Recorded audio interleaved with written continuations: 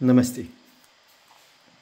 Aujourd'hui, nous allons aborder ensemble un thème qui est très important dans les relations interpersonnelles, que ce soit les relations amoureuses ou les relations de travail ou les relations amicales. C'est le thème donner et recevoir. Vous savez, vous l'avez déjà entendu, et puis vous avez certainement lu ça de nombreuses fois par ailleurs, on dit donne et tu recevras. Alors le contexte biblique de donne et tu recevras, c'est bien évidemment donner l'amour de Dieu, donner l'amour de la source pour les autres, et nous serons récompensés, la source, Dieu, nous remerciera, et dans cette forme de don envers l'humanité, nous sommes remerciés par la source. Donc en fait, nous devenons en quelque sorte un transmetteur de l'amour de la source, de l'amour divin pour les autres. Ça, c'est une forme de don qui nous fait vibrer dans la lumière qui est en nous et qui est vraiment un pilier de la communauté humaine, puisque nous sommes tous liés les uns aux autres. Quand nous nous inscrivons dans une démarche de don sans rien attendre envers autrui, dans une démarche de charité et de compréhension, de pardon, toutes ces formes-là, c'est des formes de don. Évidemment, nous sommes remerciés par notre âme, par la divinité qui est en nous, qui est connectée à la source, et nous pouvons ressentir en nous la gratitude, immédiatement la gratitude de la source, de notre âme. Ce n'est pas du tout une gratitude égotique, c'est pas le fait de dire tiens, aujourd'hui je suis content, j'ai fait une bonne action et je vais en parler à tout le monde. Non, non, non, c'est une gratitude qui est vécue à l'intérieur de soi, c'est la chaleur qu'on ressent dans son cœur, c'est cette lumière qui est en nous, qui vibre plus fort, parce que nous avons fait le bien, tout simplement, nous avons fait le bien autour de nous. Et donc cette forme de don nous fait vivre pleinement notre incarnation et nous fait vivre la part divine qui est en nous. Alors dans les relations interpersonnelles, que ce soit dans les relations amoureuses ou dans les relations professionnelles ou amicales, bien évidemment, nous essayons d'avoir des relations basées sur l'échange. Parce que il y a une partie égotique de nous qui est toujours finalement en quête d'une validation. Et on dit, il est souvent écrit dans des textes sur le net ou dans des livres de psychologie, qu'une relation déséquilibrée entre le don entre donner et recevoir génère de la souffrance et génère de l'épuisement. Alors c'est vrai, mais ce qu'il faut réaliser, c'est que qui est épuisé, c'est notre partie d'ego, c'est notre blessure qui a besoin, enfin nos blessures qui ont besoin d'être reconnues, c'est notre manque de valeur en nous, on a besoin du regard des autres pour se sentir valorisé, et on a besoin finalement d'être notre ego a besoin d'être reconnu, et sa valeur a besoin d'être reconnue. Et quand on donne, on a une partie de nous qui est dans l'attente de recevoir. Et bien évidemment, quand on est dans une relation amoureuse équilibrée, nous avons intégré les deux, ou une relation professionnelle équilibrée, nous avons intégré que les relations humaines sont des échanges, et lorsqu'on donne à quelqu'un, la personne va nous donner en retour, et c'est ce qui fait une alimentation du rapport qui est saine. Et finalement, notre partie égotique, elle est satisfaite. Mais tant qu'il y a cette attente de recevoir, le don n'est pas totalement gratuit, puisque derrière ce don, il y a caché le besoin de se sentir valorisé par l'autre. reconnu par l'autre. Et quand cette non-reconnaissance et cette non-validation vient générer de la souffrance, cette souffrance, elle est liée aussi à l'ego, à nos blessures. Alors nos blessures d'abandon, nos blessures de rejet, notre blessure d'injustice. Et c'est ces blessures-là qu'il faut tenter de soigner avant de s'inscrire dans une démarche et dans une relation où le don ou donner et recevoir devient naturel. De la même manière que c'est une blessure non guérie qui vous fait donner constamment à quelqu'un qui vous a exprimé simplement le fait « Non, je ne suis pas intéressé. Je ne suis pas intéressé par tes dons, je ne suis pas intéressé par ce que tu m'apportes, ça ne m'intéresse pas. » Alors ça peut être exprimé de plusieurs façons, mais par des silences, par des merci polis mais sans plus. Et dans ce temps-là, à ce moment-là, vous devez comprendre que vous donnez votre énergie à une personne qui n'en veut pas. Mais c'est sa liberté. C'est sa liberté de ne pas en vouloir. Et elle ne vous prend pas, cette personne-là ne vous prend pas en défaut en disant non, je n'en veux pas. C'est vous qui vous mettez en défaut en vous obstinant à donner, à chercher à donner à une personne qui ne souhaite pas recevoir de vous. Et ça vient souvent faire écho à une blessure d'enfant, de non-reconnaissance de l'enfant par rapport à sa figure paternelle ou à sa figure maternelle. C'est-à-dire que si on est un petit garçon, c'est par rapport à la figure paternelle, ou si on est une petite fille, c'est par rapport à la figure maternelle, où il y a une similarité, on se reconnaît en l'autre, dans le processus de filiation et d'identification, et on cherche à être reconnu par son papa ou par sa maman pour qui on est. Et si en face on a un père ou une mère qui est absent ou absente, eh bien on va générer une blessure, ça va créer une blessure soit d'abandon, soit de rejet, ou même d'injustice, parce qu'on a l'impression qu'on fait tout, on a l'impression de tout donner, et qu'en face, c'est comme si on n'existait pas.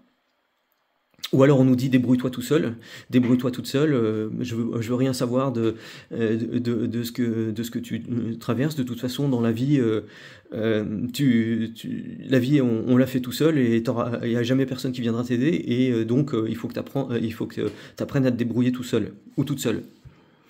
Et vous voyez bien que ça génère dans l'enfant, dans le cœur de l'enfant, ça génère une véritable souffrance, parce que l'enfant, par définition, est vulnérable, contrairement à l'adulte, qui lui est autonome.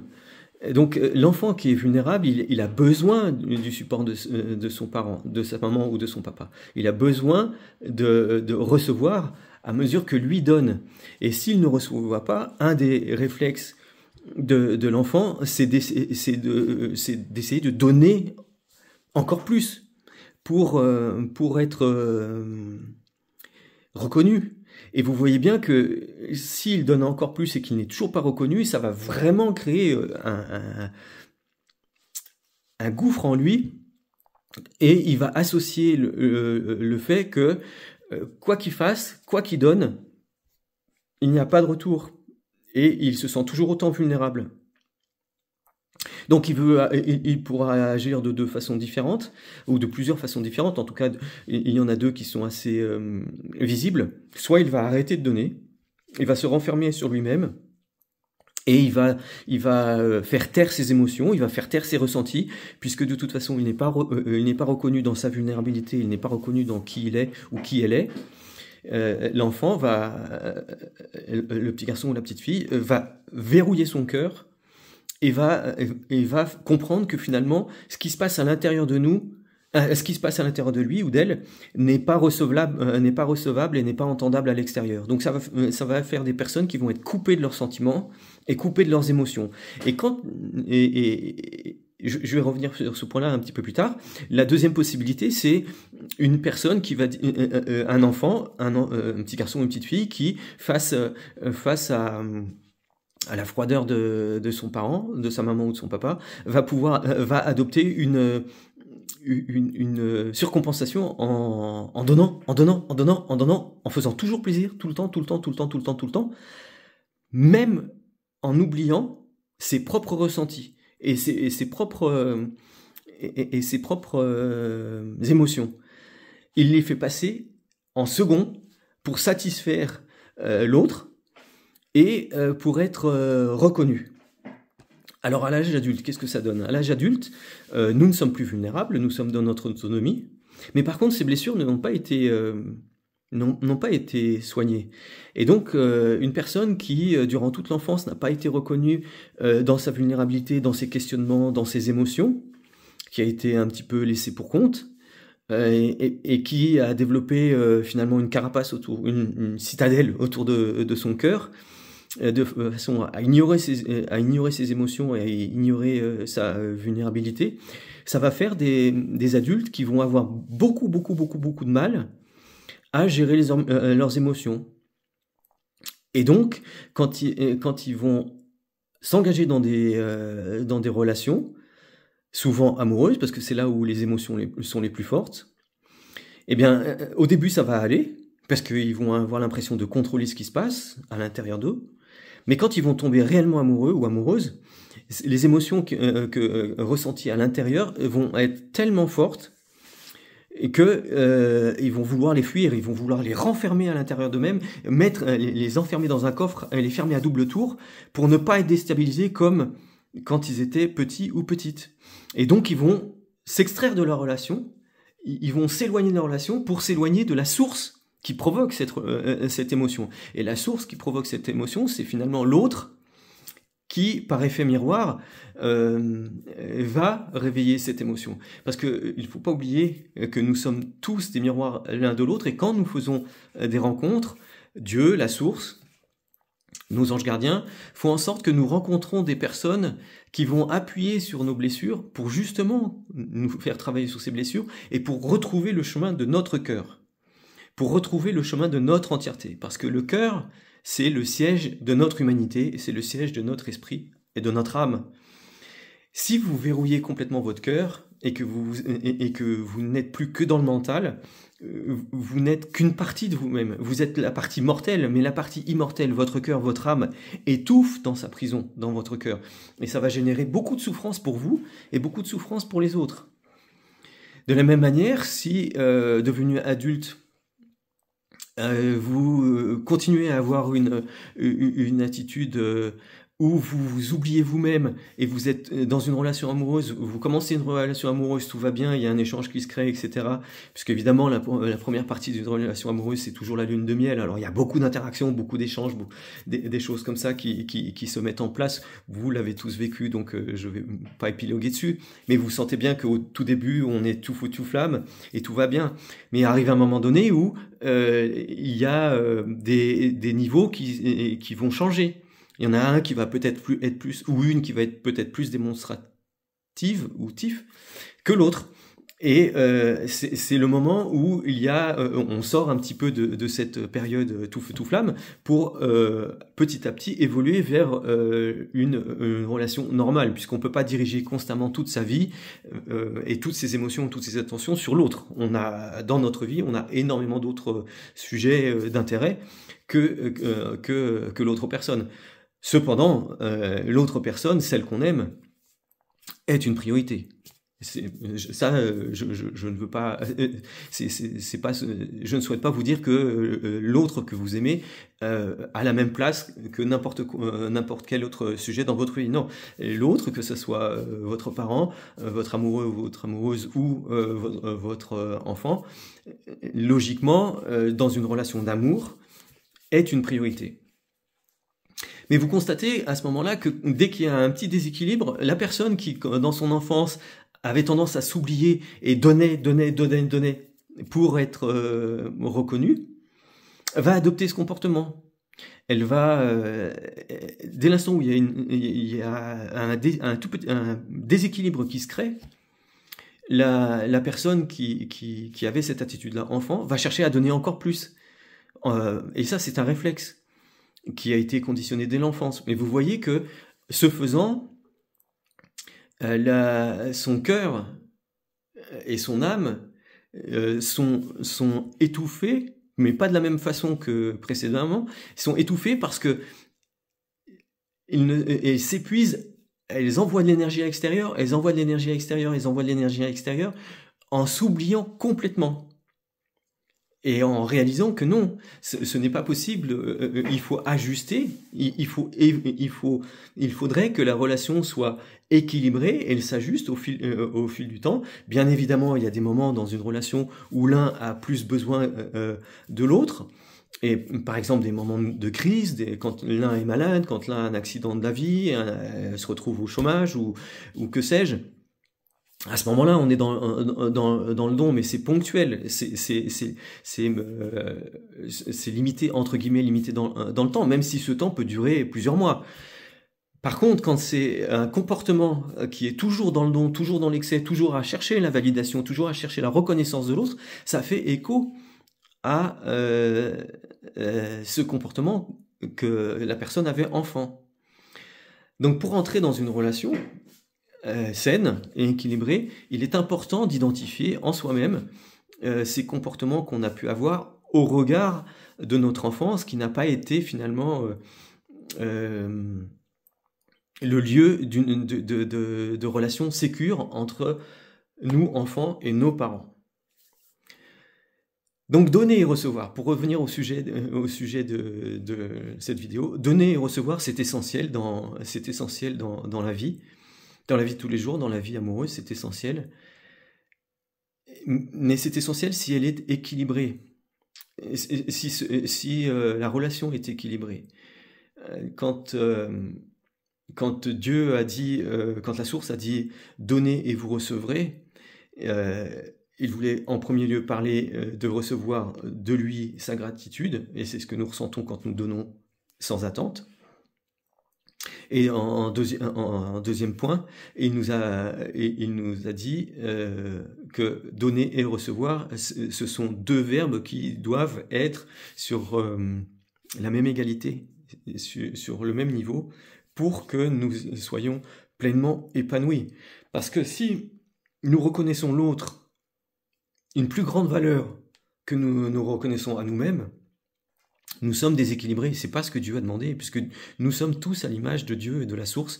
L'autre est à l'image de nous, et nous sommes à l'image de l'autre, et nous sommes à l'image de la source. Donc vous comprenez que si nous mettons l'autre, l'image de l'autre, sur un piédestal par rapport à nous-mêmes, et que nous nous rabaissons par rapport à nous-mêmes, nous offensons quelque part la source, parce que la source nous voit tous et toutes comme ses enfants, et nous sommes tous et toutes ses enfants. Nous avons tous la même valeur, tous et toutes la même valeur aux yeux de la source, aux yeux de Dieu.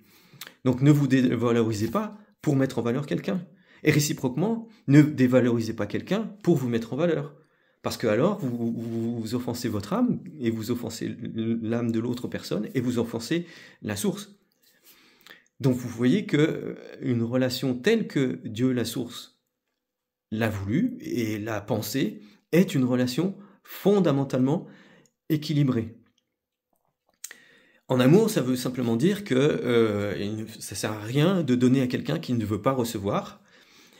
Ou alors, si vous donnez, donnez sans absolument rien attendre. Vous êtes juste dans le don en disant cette personne-là, je l'aime, mais je lui ai manifesté mon amour et je continuerai à lui manifester mon amour à ma façon, parce que j'ai vu son âme, j'ai reconnu son âme, et je ressens un lien profondément en moi avec cette personne, avec l'âme de cette personne, et ce lien existe, il existera après notre passage sur Terre, après cette incarnation, mais ça ne veut pas dire que vous devez vous oublier pour autant. Vous pouvez aimer quelqu'un, le voir partir, la voir partir, faire sa vie, continuer à l'aimer, mais ne pas en souffrir et ne pas vous oublier en même temps. Pour revenir à ce que je disais auparavant et dans d'autres vidéos, si vous souffrez de ça, ça veut dire que vous n'avez pas guéri vos blessures et que vous n'êtes pas dans votre complétude et que vous n'avez pas reconnu la divinité qui est en vous. Soyez amoureux de vous-même comme vous êtes amoureux des autres. Soyez amoureux de la vie comme vous êtes amoureux de vous-même. Soyez amoureux de la source. Reconnaissez en chacun de nous, en tout ce qu'il y a autour de vous, la création de la source, la création divine, la beauté de la vie. Et vous serez à même de construire des relations pleines et riches et qui vous combleront dans le don et dans la réception, dans donner et recevoir. Je vous remercie beaucoup et je vous souhaite le meilleur. Namasté.